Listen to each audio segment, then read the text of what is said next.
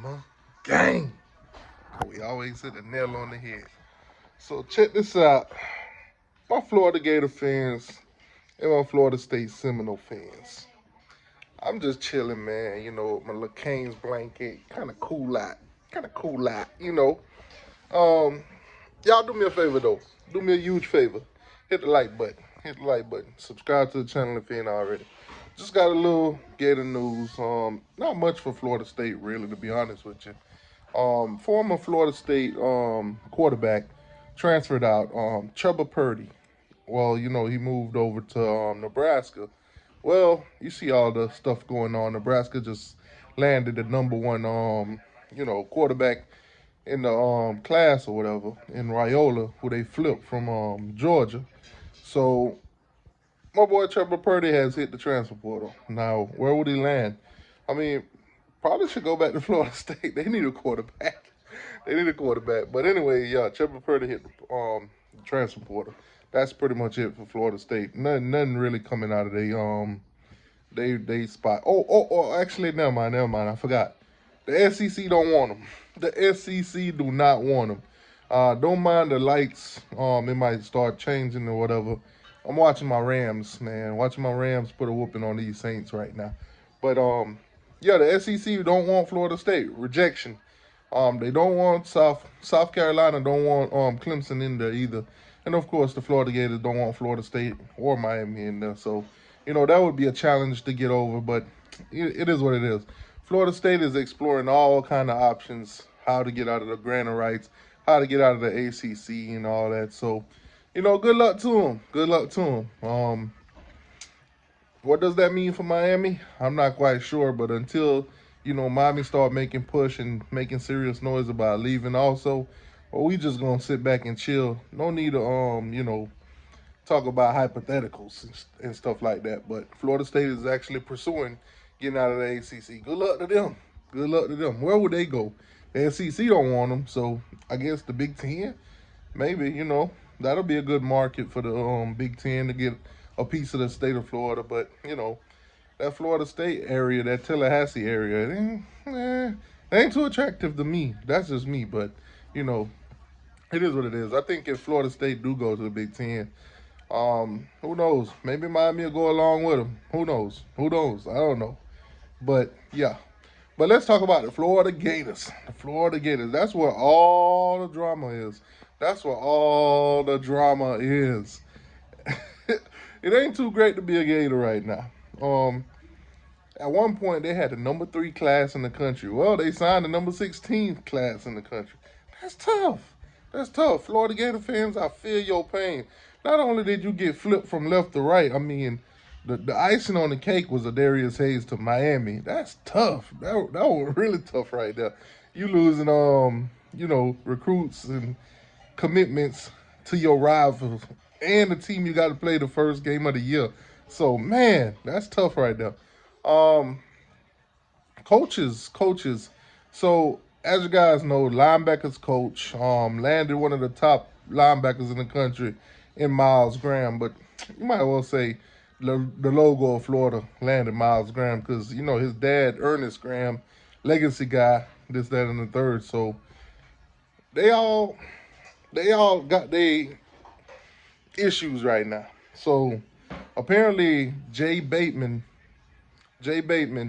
will become the new defensive coordinator at Texas A&M. The drama comes, nobody said nothing to the recruits that was coming in on the defensive side. Nobody said nothing to the parents.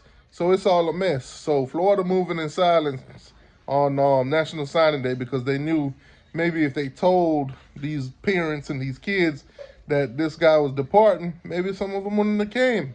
Maybe the class would have fell apart even worse than it did. So, you know, there's that. And then there's the possibility of Billy not knowing the guy was leaving anyway. But Jay Bateman, do y'all think Jay Bateman owe it to Billy to actually tell him he was, interviewing and taking the job at Texas A&M? Do you guys believe he told Billy and Billy kept it silent and he didn't tell nobody? Lack of communication, because Ernest Graham took Twitter. Ernest Graham went on Twitter and basically aired out the the Florida Gators organization, lack of communication and all that other stuff. He tweeted it out. Obviously, the fan base all went crazy. The Florida Gator fans, man, I listen to their space. Now, if I go in there on my personal account, they kick me. So normally I go in there on some burners or I'll go in there on family members' accounts. So they can't get rid of me if they wanted to. That's tough. So they all arguing. Some of them agreeing that what Billy did and the Florida Gators did was wrong, and the logo this and the logo that, and then the other ones are saying, yeah, man, I'm glad they didn't tell nobody, and the class didn't fall apart, and it could be worse, this, that, and the third. They also announced today that they did hire a defensive line coach, that is. Greg Chapman from Tulane. Another G5 guy. G5 Billy, G5 coaching staff. It is what it is, man. Now they gotta hire a new linebackers coach, I think. Unless they're gonna make the outside linebackers coach just over all the linebackers together. I think his name is Mike. Mike, and last name start with a P. I can't remember his last name. But y'all Gator fans, y'all know who he is. Mike something. Mike P. We're gonna call him Mike P. Um, you know. But yeah, a lot of drama. Coaches change, parents not knowing. I wonder with all this change coming to Florida, all them kids on the defensive side, especially the linebackers.